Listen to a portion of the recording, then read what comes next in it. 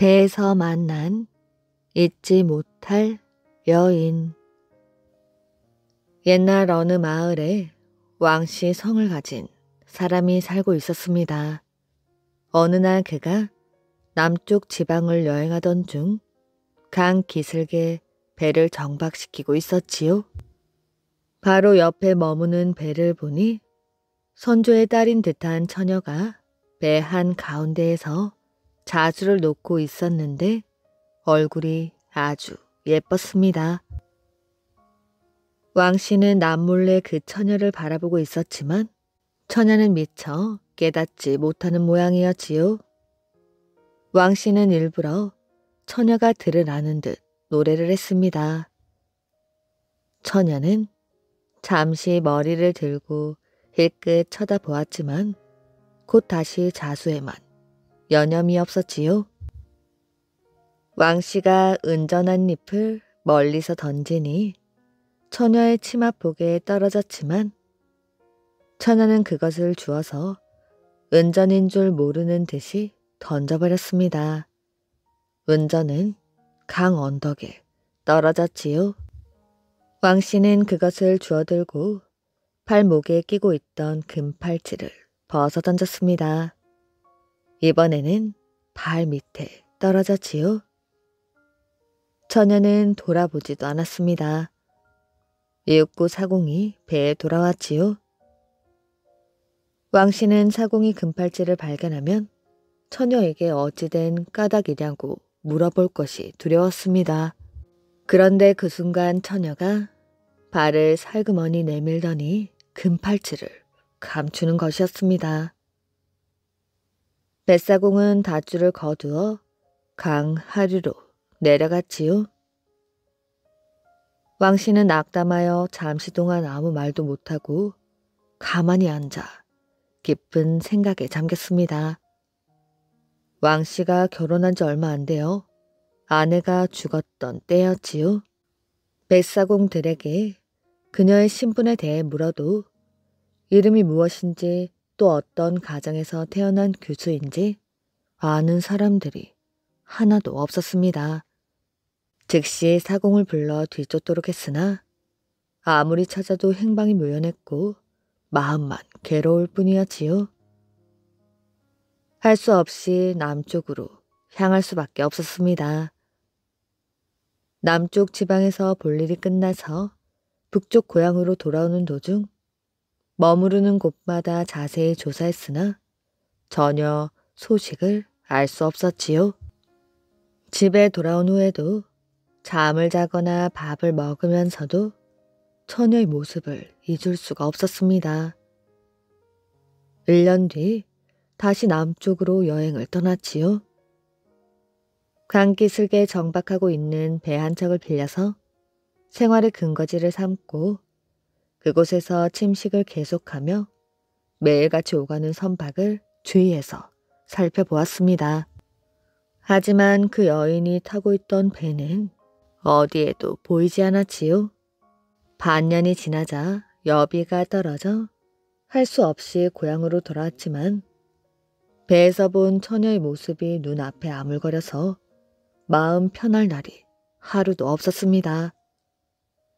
어느 날 밤 왕씨는 강기슭 마을에 도착한 꿈을 꾸었습니다. 인가가 즐비한 거리를 몇 집 지나자 남향으로 대문을 단 집이 한 채 나왔지요. 뜰 안에는 나무가 한 그루 서 있었고 빨간 꽃실이 듬뿍 드리워져 있었습니다. 대문 안에 들어서서 몇 걸음 들어가니 갈대로 아름답게 엮어세운 울타리가 있었지요. 그곳을 지나니 북쪽으로 색한 기와집이 있고 중간 문이 잠겨 있었습니다. 또 남쪽에는 조용한 방 하나가 있었고 그곳의 창문은 잎에 가리워져 있었습니다. 창문 가까이 가서 방 안을 들여다보니 예쁘게 수놓은 치마가 걸려 있었지요. 방 안의 사람은 인기척을 알아차리고 창밖에 사람이 누구인가를 보려고 급히 달려나오고 있었습니다. 나타나는 얼굴을 보자 뜻밖에도 그 사람은 그토록 잊지 못하던 배에 타고 있던 처녀였지요. 역시 다시 만날 날이 왔구나 하고 중얼거리며 처녀에게 가까이 다가가려 하는데 처녀의 아버지가 돌아오는 것이었습니다. 그 순간 눈이 번쩍 뜨이며 비로소 꿈인 것을 깨달았지요. 그 후 1년 뒤 왕씨는 다시 남쪽으로 가게 되었습니다. 남쪽에는 서씨성을 가진 관리가 있었고 왕씨의 집과는 대대로 집안끼리 교제가 있는 사이였지요. 왕씨는 서씨로부터 환영연에 초대되었기 때문에 말을 타고 방향으로 따라 달리던 중 뜻밖의 길을 잘못 들어 조그만 마을에 도착하게 되었습니다. 그런데 그 마을이 어디선가 본 듯한 느낌이었지요. 어느 집 앞을 지나려 할 무렵 대문 안에 있는 한 그루의 나무와 꽃은 전에 꿈속에서 본 그대로였습니다. 크게 놀란 왕씨는 말에서 내려 대문 안으로 들어가 보았지요. 정원 풍경과 집 구조에 이르기까지 모든 광경이 꿈속에서 본 것과 조금도 다름이 없었습니다. 안으로 들어가 보니 방의 구조까지 꿈속에서 본 것과 똑같았지요. 곧바로 남쪽 방을 향하여 달려가 보니 배에서 보았던 처녀가 있었습니다. 멀리서 왕씨를 보자 깜짝 놀라 일어서서 문 뒤로 몸을 숨기며 말하는 것이었지요. 누구시기에 남의 집에 함부로 들어오는 것이요? 발소리가 가까워 오는 것을 들은 처녀는 문을 굳게 닫아버렸습니다. 왕씨가 말하였지요. 당신께서는 금팔찌를 던졌던 사내를 기억하지 못하십니까? 그러고는 그동안의 애끓는 연정을 털어놓고 다시 꿈에서 본 이야기를 자세히 했습니다. 처녀는 창문을 사이에 두고 왕씨의 집안 사정을 물었지요. 왕씨가 자세히 대답하자 처녀가 말했습니다. 높은 관직에 있는 집 자손이니 틀림없이 아름다운 부인이 계실 것 아니겠어요? 그대와 만났던 사실이 없었더라면 물론 결혼을 했겠지요. 말씀하신 것이 사실이라면 당신의 마음은 잘 알겠어요. 저로서도 속마음을 부모님께 털어놓기가 어렵습니다. 지금까지 부모님의 말씀을 거역하며 몇 군데나 혼담을 거절해왔습니다. 그때의 금팔찌는 아직도 제가 소중하게 간직하고 있습니다. 무슨 소식이 있으리라 생각하였지요. 부모님은 지금 친척집에 가셨지만 곧 돌아오실 것입니다. 일단 이 자리를 물러가 중매인을 내세워 정식으로 고운해 주신다면 만사가 순조롭게 진행될 것이어요. 만약 아름답지 못한 행동으로 부부가 되려 하면 도리어 모든 것이 와해될 것입니다. 왕씨는 그 말을 듣고 그 자리를 물러가려고 했습니다. 이때 처녀가 말하였지요. 저의 이름은 예랑이라 하고 성은 맹입니다. 아버님의 이름은 강리라 합니다. 왕씨는 한마디 한마디를 마음속에 새겨 기억하고 그 집에서 물러났습니다. 서씨의 집 환영연이 끝나자 즉시 숙소로 돌아와 맹노인을 방문했습니다. 맹노인은 그를 맞이하여 울타리 아래 자리를 정하고 앉았지요. 왕씨는 자기 집 내력을 설명한 다음 찾아온 뜻을 고백하고 은 100냥을 약혼 예금으로 내놓았습니다. 하지만 노인이 이렇게 말하는 것이었지요. 나의 딸은 이미 약혼을 했습니다.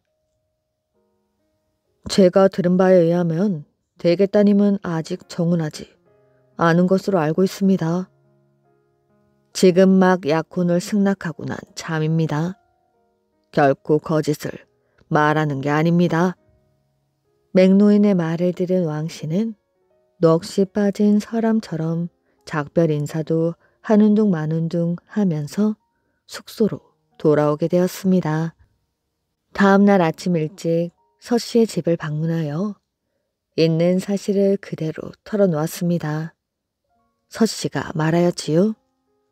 맹노인은 우리 집과는 친척지간입니다. 왜 일찌감치 말씀해주지 않았소? 왕씨는 그제야 사정을 솔직하게 이야기했습니다. 서씨가 고개를 갸웃하며 말했습니다. 맹노인 집안은 물론 부자는 아닙니다. 그런데 뱃사공을 직업으로 가졌던 일은 없다고 생각하는데 잘못 안 것이 아니오? 이리하여 서씨는 그의 맏아들을 맹씨의 집으로 보내어 청혼을 하도록 했습니다. 맹노인이 대답하였지요. 나는 가난하기는 하지만 딸을 팔아먹는 일은 하지 않겠소. 얼마 전 왕씨가 은 100냥을 가져와서 자기 스스로 청혼했던 것이요. 내가 돈에 눈이 어두운 줄로 아셨던 모양이요. 그러므로 깨끗하게 거절했던 것입니다. 서 선생을 통한 청혼이라면 틀림없을 것이라 생각이 됩니다. 딸 아이와 상의한 뒤 확실한 대답을 드리기로 하겠습니다. 이렇게 말하며 자리에서 일어서서 안으로 들어갔으나 곧 다시 나와 두 손을 읍하며 승낙하는 뜻을 표했습니다.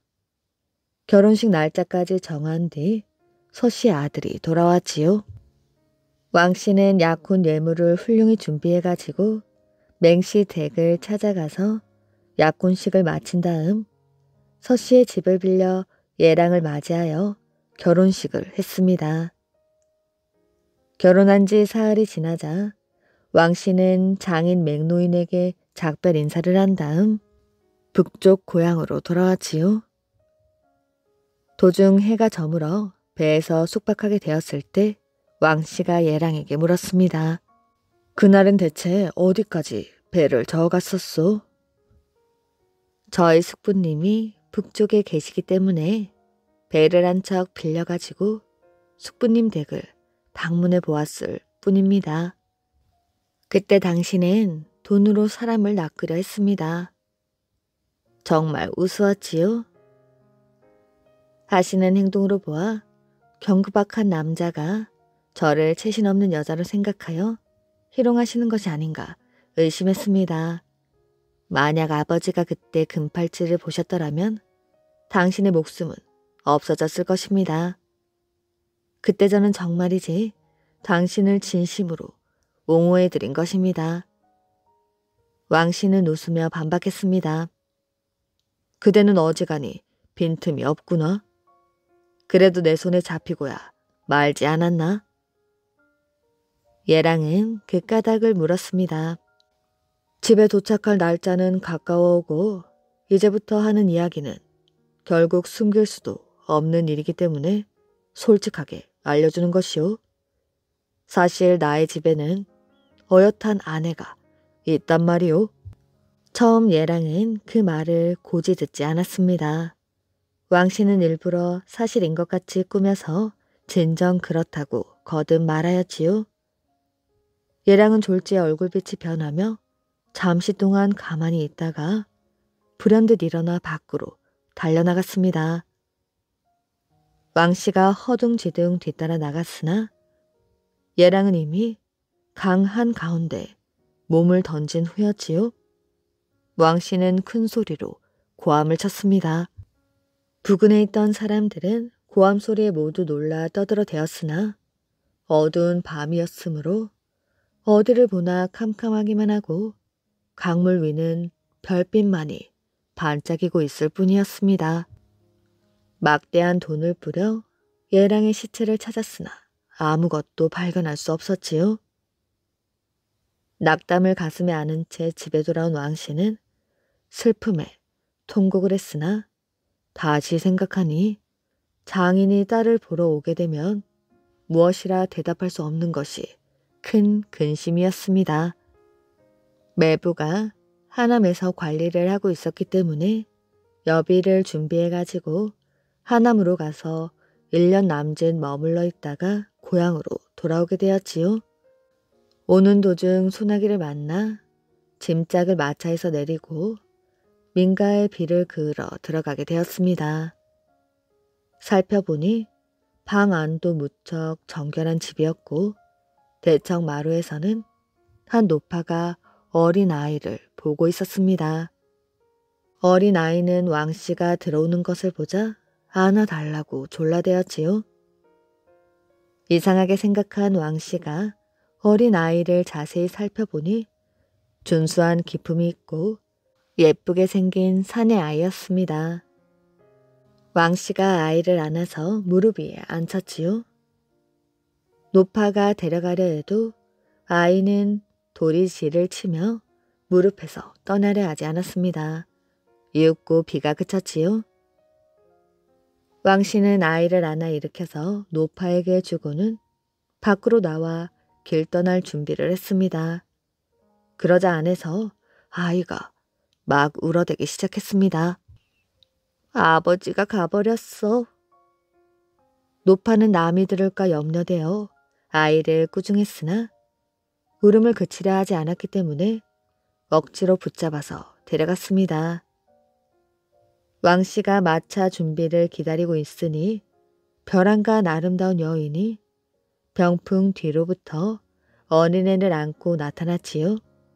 그녀는 다름 아닌 예랑이었습니다. 그는 눈앞에 벌어진 일을 믿지 못해 가만히 서 있었는데 예랑의 입에서 울분에 넘치는 욕설이 튀어나왔습니다. 이 어린 것을 두고 어쩔 셈이요? 왕씨는 그제야 어린 것이 자신의 아들이라는 것을 알고 경솔한 말 한마디를 무책임하게 뱉은 전날의 회한이 가슴을 송곳을 찌르는 듯 했습니다. 그날 밤 그녀에게 말한 것은 어디까지나 농담이었다는 것을 하늘을 두고 맹세하였고 사실을 진심으로 고백했기 때문에 예랑의 노여움은 슬픔으로 변하여 두 사람은 서로를 붙잡고 눈물을 흘렸습니다. 이윽고 예랑이 이런 이야기를 했습니다. 이 집주인 황노인은 60을 넘겼지만 쓰라의 자식이 없었으므로 노파와 함께 불공을 드리러 갔습니다. 돌아오는 길에 강가에 배를 멈추었을 때 강물에 몸을 던졌던 예랑의 시체가 떠내려오다가 황노인의 배와 부딪히게 되었지요. 황노인은 시체를 건져 올리도록 했습니다. 하룻밤을 꼬박 세우며 정성어린 간호를 하자 겨우 의식을 회복할 수 있었지요. 늙은 부부는 예랑을 데리고 집으로 왔습니다. 몇 달이 지나 사위를 맞이하려 했으나 예랑은 승낙하지 않았지요. 이럭저럭 10개월이 지나자 사내 아이를 낳았습니다. 왕씨가 황노인의 집에 비를 그려고 들어왔을 때 아들은 마침 첫돌 생일을 맞이하는 것이었지요. 왕씨는 여행짐을 다시 마차에서 내리도록 하고 방 안으로 들어가 황노인 부부에게 절하여 뵙고 장인 장모와 똑같은 예로서 존경했습니다.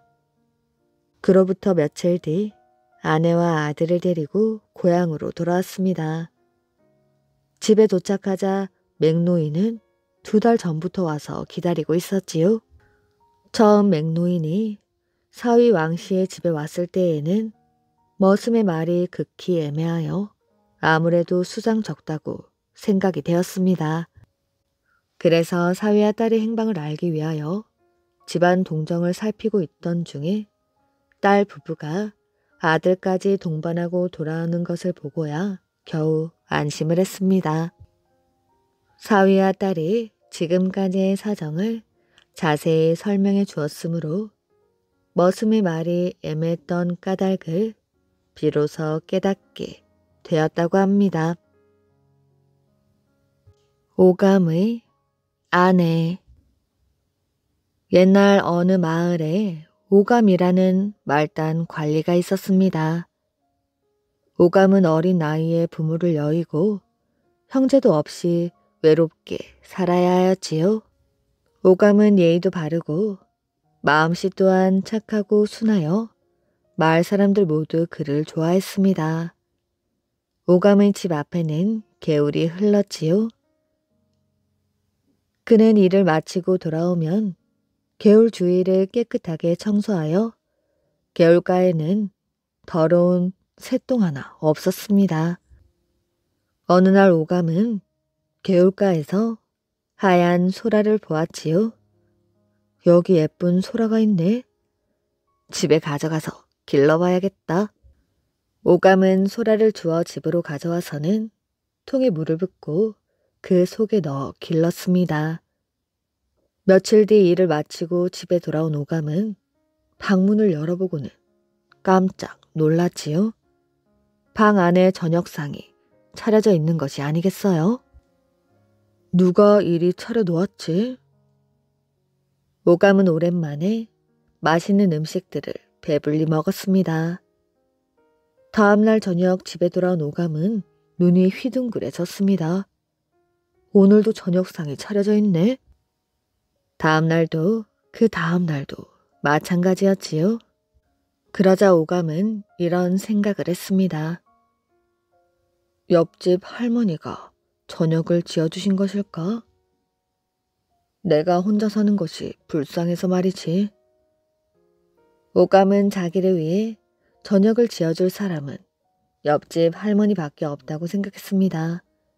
그래서 옆집으로 찾아가 할머니께 인사를 드렸지요. 할머니 고맙습니다. 저를 위해 저녁마다 저녁을 지어주셨지요. 할머니가 어리둥절한 표정을 지었습니다. 난데없이 그게 무슨 소린가? 예쁜 색시를 데려다 놓고 집안일을 시키면서. 예? 저는 그런 적이 없는데요. 이 늙은이를 속이려고 하지 말게. 예쁜 색시가 부엌 일을 하는 것을 다 보았단 말이야. 다음날 아침 오감은 집을 나서는 척을 하고 할머니 집으로 들어갔습니다. 그리고는 울타리 틈새로 부엌 쪽을 훔쳐보았지요. 얼마 뒤 방문이 열리더니 어떤 색시가 나왔습니다.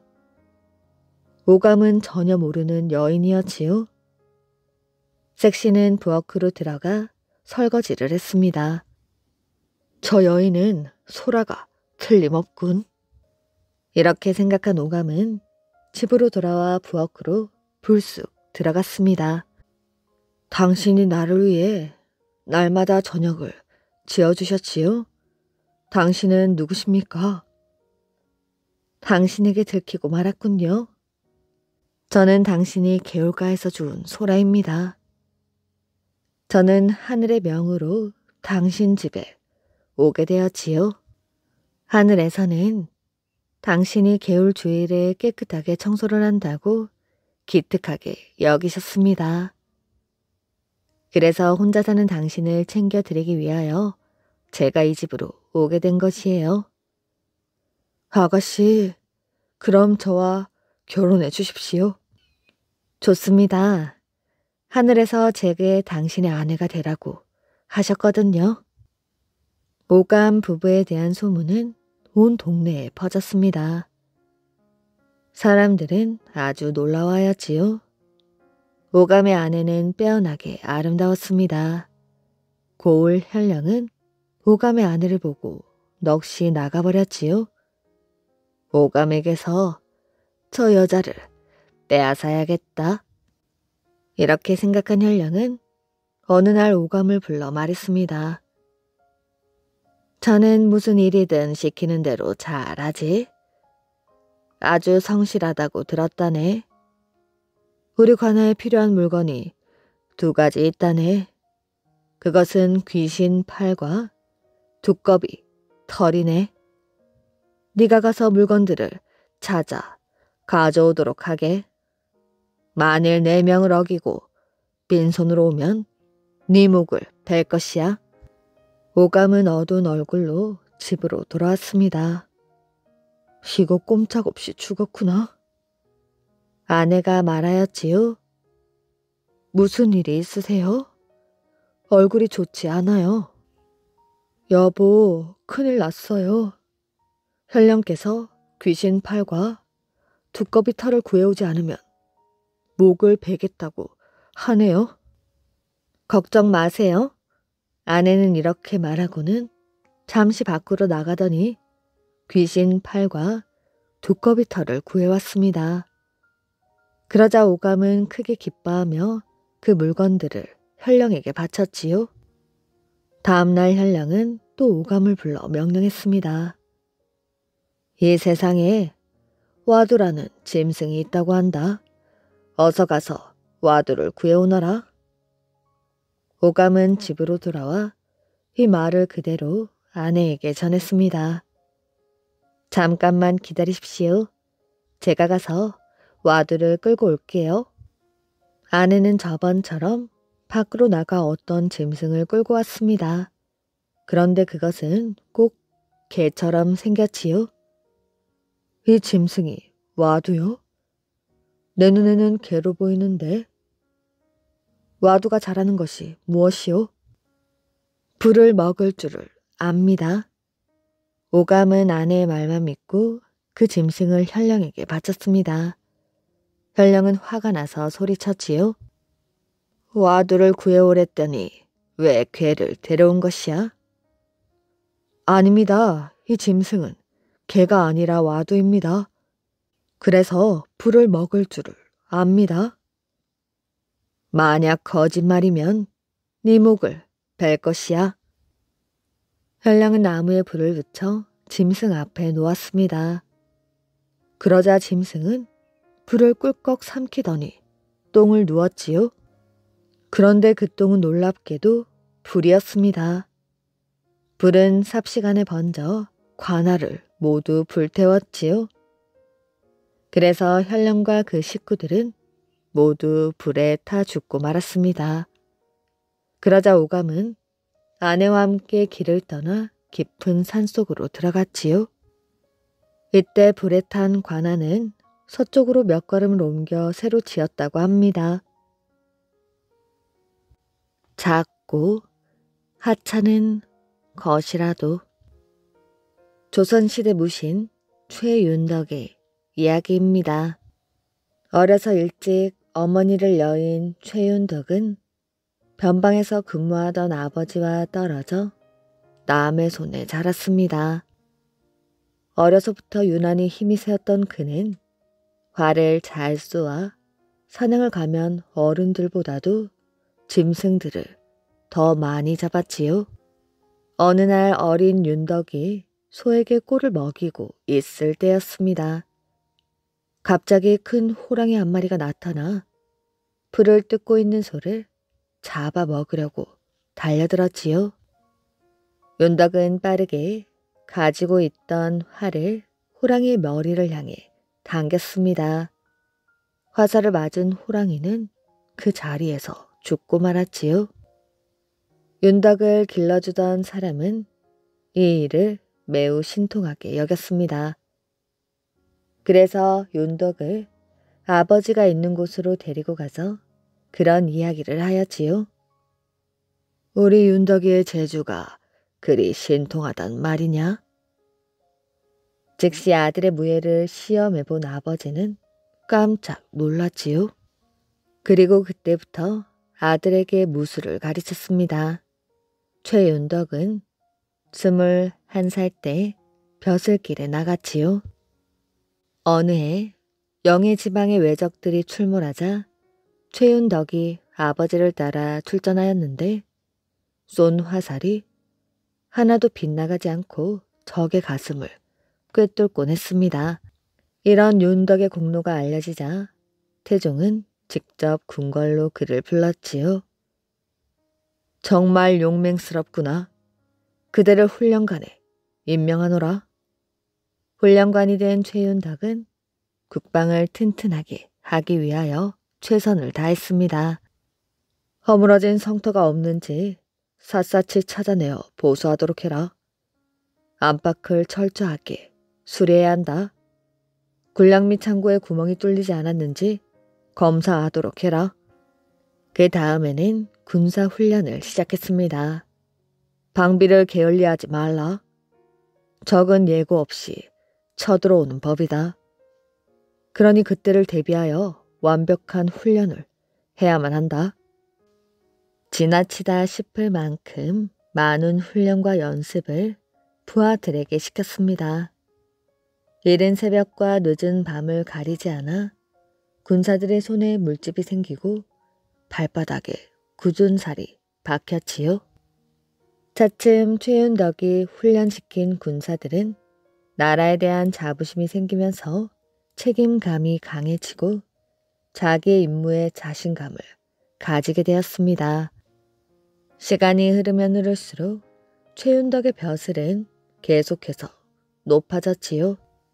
최윤덕은 싸움터로 나가면 무섭기 짝이 없는 엄한 장수였으나 고을로 나가면 너무나 너그럽고 인자한 원님이었습니다. 또한 검소하고 청렴하여 백성들에게도 좋은 본이 되었지요. 최윤덕이 평안도 도절 제사와 안주 목사를 겸하고 있을 때의 이야기입니다. 그는 나란 일을 끝내면 농부 차림으로 관사 뒤에 있는 밭에 나가 직접 채소를 심고 가꾸었지요. 원님을 뵈러 왔습니다. 지금 어디에 계십니까? 찾아온 사람들이 이렇게 최윤덕에게 묻는 경우가 많았습니다. 왜냐하면 낡은 옷을 입은 노인이 원님이라고는 아무도 생각하지 못했기 때문이었지요. 그럴 때면 그는 공손하게 대답을 해주었습니다. 아마도 저쪽 관사에 계실 겁니다. 그러고는 샛길로 뛰어가 옷을 갈아입은 후 찾아온 사람들을 만나고 나야지요. 태안 군수로 있을 때에는 이런 일도 있었습니다. 최윤덕의 화살통이 너무나 오래되어 볼품없이 낡아 있었지요. 그래서 한 대장장이가 관청에 쇠를 가져다가 멋있게 고쳐놓는 일이 있었습니다. 이것을 본 최윤덕은 당장 그 대장장이를 불렀지요. 이게 다 무엇이냐? 이 장식을 당장 떼어내도록 하라. 쇠 조각은 조금밖에 안 썼습니다. 정성 들여 만들어 놓은 것을 왜 그러시는지요? 썩 떼어내지 못할까? 최윤덕은 즉시 그 자리에서 장식을 떼어내게 했습니다. 이건 도둑질이다. 작고 하찮은 물건이라도 관청의 모든 물건은 나라의 것이지. 나라의 것을 어찌 원님이라고 함부로 쓴단 말이냐? 그것은 도둑질을 하는 것과 같다는 것을 모르느냐? 제가 잘못했습니다. 대장장이는 원님의 생각이 옳다는 것을 깨닫고 깊이 고개를 숙였습니다. 욕심 없는 그 마음이 모두 다 백성들을 위한 것이라는 것을 대장장이도 잘 알았기 때문이었지요. 약은 여인에게 빠진 양반. 옛날에 선비 최생의 아버지가 어느 고을 통관으로 부임할 때 아들 최생 역시 동행했습니다. 최생은 그곳 기생과 사랑에 빠지고 말았지요. 그런데 그의 아버지가 다른 곳으로 부임하게 되면서 그 역시 기생과 헤어지게 되었습니다. 그러자 기생은 최생의 손목을 잡으며 울며 청하였지요. 이제 헤어지면 또다시 언제 만나겠습니까? 도련님 신체에서 가장 중요한 것을 하나 주시면 징표로 삼아 잊지 않겠습니다. 이에 최생은 자신의 이 하나를 뽑아주고는 헤어지게 되었지요. 아버지를 따라가던 중 길가 나무 그늘에서 말에게 물을 먹일 때였습니다. 이때 갑자기 사랑했던 기생이 생각이 나 눈물이 핑 돌았지요. 그때 어떤 청년이 이곳에 도착해 눈물을 흘렸습니다. 그의 뒤를 이어 다른 청년이 도착하여 이 역시 눈물을 지고 있었지요. 이들을 본 최생은 이상한 생각이 들어 물었지요. 너희들이 울고 있는 이유가 무엇인가? 예, 본인은 서울의 유명한 재상집에서 일하는 종입니다.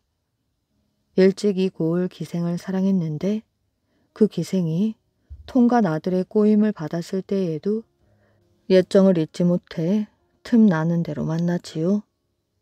그런데 지금은 감사의 아들이 기생을 사랑하여 감금하는 바람에 할 수 없이 돌아와 우는 것입니다. 저는 그 기생에게 많은 재물을 주었습니다. 이제 통간집 도령은 서울로 돌아갔는데 감사의 아들이 그를 사랑할 줄 어찌 알았겠습니까? 그녀를 다시 만날 수 없음에 심장이 끊어지는 듯 했습니다. 이런 차지에 도련님께서 눈물 짓고 저 친구의 울음을 보고 저절로 눈물이 났습니다. 이들의 말을 모두 들은 최생은 기생의 이름이 무엇이냐고 물었지요. 그러자 두 사람 모두가 대답한 이름이 자신과 사귀었던 기생이었습니다. 최생은 깜짝 놀란 표정으로 말하였지요. 어이가 없구나. 미천한 것에 관심을 두었다는 내가 어리석었구나. 이렇게 말한 최생은 종에게 명하여 자신이 빼주었던 일을 다시 찾아오도록 했습니다. 그때 기생은 전대를 내놓으며 말하였지요. 난 네 상전의 이가 어떤 것인지를 모른다. 네가 알아서 골라가거라. 종이 전대의 속을 보자 그곳에는 수많은 이가 들어있었다고 합니다. 이것을 본 종은 어이가 없어 웃기만 했다고 합니다. 목숨을 구한 지혜. 옛날 어느 날 임금이 사냥을 나갔다가 한 농부를 만났습니다. 그 농부는 성실한 사람이었지요. 열심히 해서 하루에 얼마나 버느냐? 농부는 머리를 숙이며 대답하였지요. 많이는 아니고요. 하루에 동전 4개를 법니다. 그럼 그 돈은 어디에 쓰느냐? 하나는 제가 먹고, 하나는 이자를 내고, 하나는 돌려주고, 하나는 버립니다. 임금은 농부의 말을 알아들을 수가 없었습니다. 궁궐로 돌아가서 골똘히 생각해 보았지만 농부가 무슨 뜻으로 그런 말을 했는지 알 수 없었지요. 다음날 임금은 다시 농부를 찾아가 물었습니다. 어제 한 말이 무슨 뜻인가? 농부는 웃으며 대답하였지요. 먼저 동전 하나는 제가 씁니다. 다른 하나는 아이들 먹이는 데 쓰지요. 또 다른 하나는 저를 키워주신 부모님께 드립니다. 그리고 마지막 하나는 아내에게 줍니다. 아내가 도움이 전혀 안 되기 때문에 저는 그 동전 하나를 버린다고 생각하거든요. 임금은 재미있으면서도 맞는 말이라는 생각에 고개를 끄덕끄덕했습니다. 그러고는 농부에게 약속 하나를 하자고 하였지요. 내 얼굴을 100번 볼 때까지 나에게 한 말을 다른 사람에게 말하지 말게. 그러면 내가 많은 상을 내리겠네. 지킬 수 있겠는가? 농부는 별 어려운 일이 아니라고 생각하며 그러겠다고 대답했습니다. 농부와 약속을 한 임금은 궁궐로 돌아와 신하들에게 수수께끼를 내었지요. 내가 아는 농부가 하루에 동전 4개를 버는데 하나는 자기가 먹고 하나는 이자를 내고 하나는 돌려주고 하나는 버린다고 했다. 이 말의 뜻을 맞춰보거라. 하지만 신하들은 임금의 말이 무슨 뜻인지 알 수 없었습니다. 아무리 머리를 맞대고 생각해 보아도 답이 나오지 않았지요. 그때 한 신하가 나서며 말했습니다. 혹 며칠 전 들에서 만난 농부가 이 수수께끼의 답을 알고 있지 않을까요? 그러고는 신하가 농부를 만나러 갔지요. 신하는 농부에게 임금님과 무슨 이야기를 나누었냐고 물었습니다. 제가 하루에 얼마를 벌어 어디에 쓰냐고 물으시기에 대답했습니다. 신하는 옳았구나 하며 농부에게 뭐라고 대답했냐며 다그쳤지요. 안 됩니다. 임금님의 얼굴을 100번 보기 전에는 그 이야기를 누구에게도 하지 않기로 약속했습니다. 농부의 말에 신하는 깊은 한숨을 쉬었습니다. 그러다 무슨 생각이 떠올랐는지 갑자기 주머니를 뒤지기 시작하였지요. 자, 여기 금화 100개가 있네. 이 금화를 모두 줄 테니 무슨 말을 했는지 말해보게. 하지만 농부는 금화 100개를 하나하나 살피기만 할 뿐 돈은 가져가지 않았습니다. 돈은 필요 없습니다. 하지만 임금님과 한 약속을 지킨 것이나 다름없으니 대답하지요.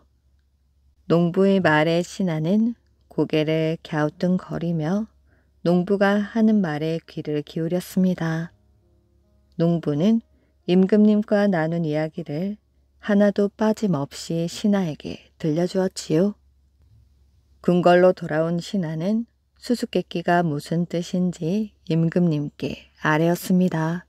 그러자 임금님이 무척 화가 났지요. 분명 그놈의 농부가 말했을 것이다. 나와 약속을 어기다니 어서 잡아오거라. 농부는 임금님 앞에 납작 엎드려 차분하게 말하였지요. 저는 약속을 어기지 않았습니다. 임금님은 분명 저에게 임금님의 얼굴을 100번 볼 때까지만 이야기하지 않으면 된다고 하셨지요. 그런데 꼭 직접 봐야 한다고, 동전에 새겨진 얼굴은 안 된다고 말씀하지 않으셨습니다. 저는 분명 금화 100개에 새겨진 임금님의 얼굴을 보고 나서 말했습니다. 임금님은 농부의 당당한 말에 더 이상 화를 낼 수 없었습니다. 오히려 농부의 지혜가 뛰어나다며 금은 보화를 상으로 내렸다고 합니다. 배은 망덕한 사람. 옛날 충남 태안에 가난한 젊은이가 살고 있었습니다. 원래 가난한 집안이었지만 아무리 일을 많이 해도 움집을 벗어나지 못하였지요. 이렇게 되자 젊은이는 시리에 빠졌습니다. 그래서 점점 게으름을 피우게 되었고 매사에 의욕을 잃고 놀기만 하였지요. 그러던 어느 날 젊은이가 먼 산을 바라보며 맥없이 앉아있는데 늙은 스님이 다가왔습니다. 이 스님이 젊은이 앞으로 다가서며 부처님께 시주를 하라고 말하는 것이었지요. 그 말에 젊은이가 화를 내었습니다. 다 쓰러져가는 움막집에 와서 시주를 하라니 염치 없는 스님이 괘씸할 수밖에 없었지요. 시주할 것이 아무것도 없소. 스님은 보리쌀 반줌이라도 좋다고 했지만 그것도 없다고 하자 참 안 되었다고 말하며 이렇게 덧붙였지요. 왜 그리 가난하게 사시오? 열심히 일하면 가난은 면할 수 있지 않소. 젊은이는 아무리 일해봐도 소용이 없다며 자기 처지를 스님에게 이야기했습니다. 일을 해도 재산은 불어나지 않고 오히려 더 가난해진다는 이야기를 하면서 자기는 일을 하기도 싫고 이렇게 살 바에야 차라리 동냥이나 하겠다는 이야기까지 나왔습니다. 나도 스님처럼 여기저기 얻어먹고 다녀야겠어요. 스님은 아무나 되는 줄 아시오? 내 가만 보니 당신이 가난한 이유는 선친의 묘가 잘못 들어서 그런 것 같소. 그러니 부친의 묘를 이장하는 것이 어떻소? 내가 맷자리를 잡아주는 곳에 이장하면 젊은이는 부자가 되고 또 벼슬 자리도 얻을 것이오. 그게 정말입니까? 그럼 스님께서 좋은 자리를 좀 잡아주십시오.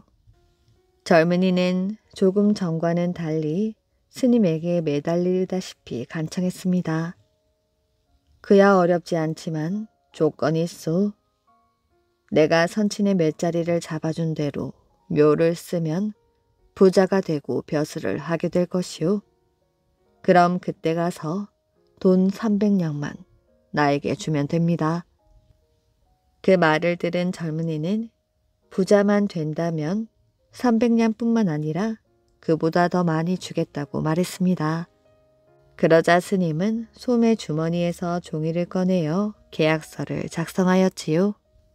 계약서를 쓴 스님은 젊은이의 집 뒷산에 묘자리를 잡아주고 호련히 사라졌지요. 그로부터 수년 후 이 젊은이는 재산이 점점 넉넉해지게 되었고 글 공부를 시작했습니다. 그러다 과거에도 급제하여 원님이 되었지요. 늙은 스님의 예언이 적중했던 것입니다. 그런데 젊은이는 마음이 점점 교만해지기 시작하였지요. 돈 100냥이 생기면 1000냥만큼 교만이 생기고 또 원님이 되더니 정승이나 된 것처럼 큰 소리를 쳤습니다. 또한 남을 우습게 여기는가 하면 가난하고 지체 낮은 사람을 학대하곤 하였지요. 한편 맷자리를 잡아준 스님은 젊은이가 벼슬을 얻고 부자가 된 것을 알고 돈 300냥을 받으려고 길을 나섰습니다. 여러 날을 걸어 젊은이가 원님으로 있는 관가 앞에 가니 문지기가 버티고 서서 얼씬도 못하게 하였지요. 그러나 쉽게 물러설 스님이 아니었습니다. 해가 지도록 문지기와 실랑이를 하였지요.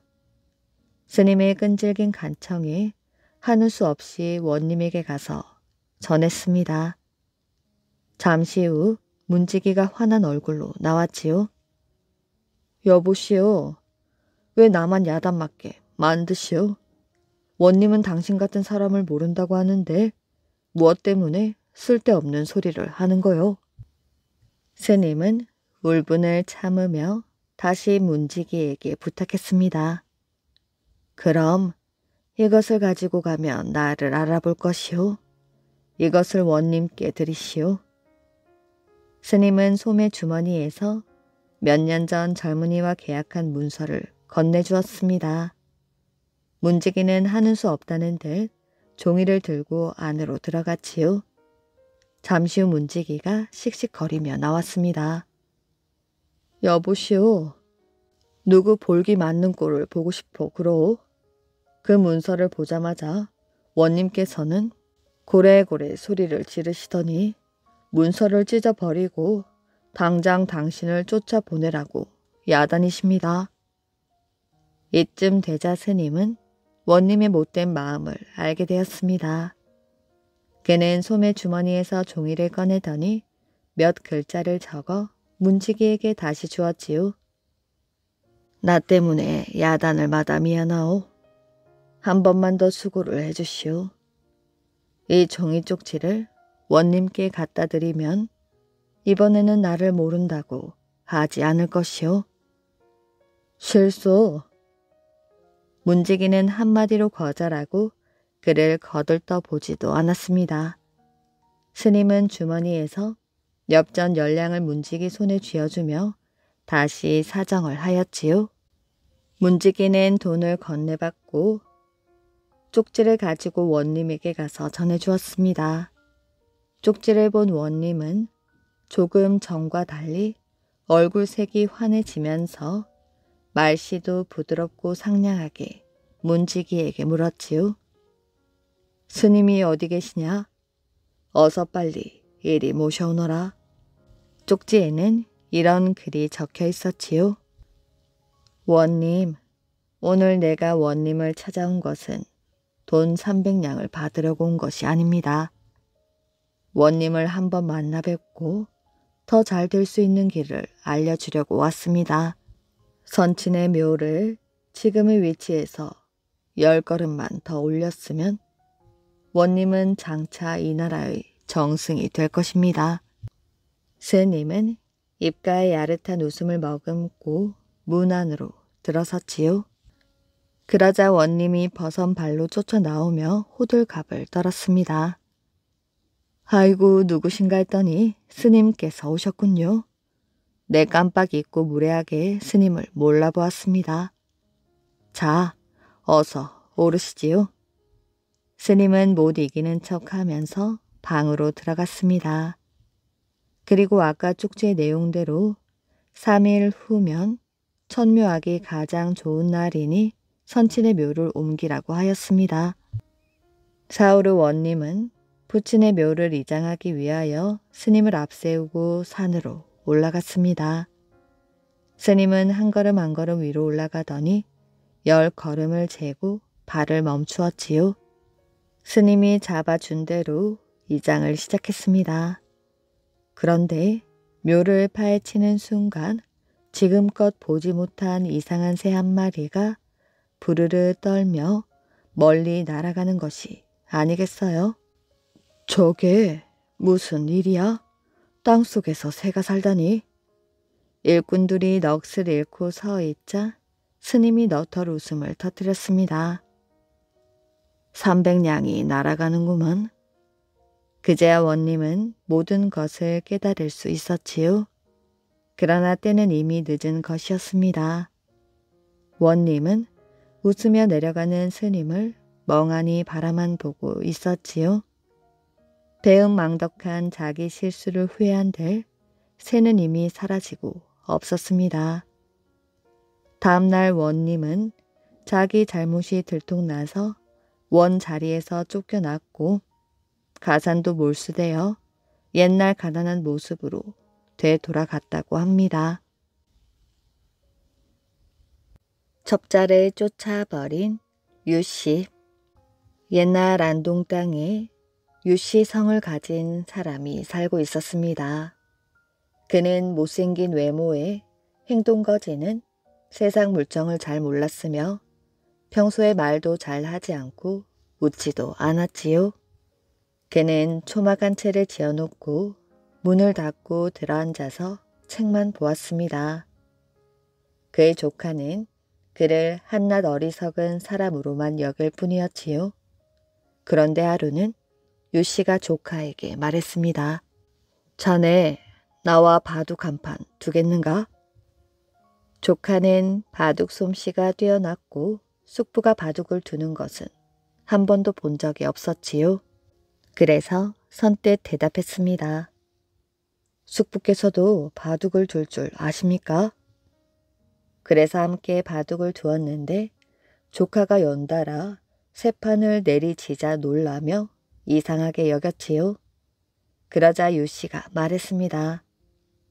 이제 그만두세. 오늘 저녁 스님 하나가 필시 자네 집으로 올 것이니 나의 초막으로 보내게. 조카는 스님이 올 것을 미리 안 것에 대하여 마음속으로 괴상히 여기면서 그저 건성으로 그리하겠다고 대답했습니다.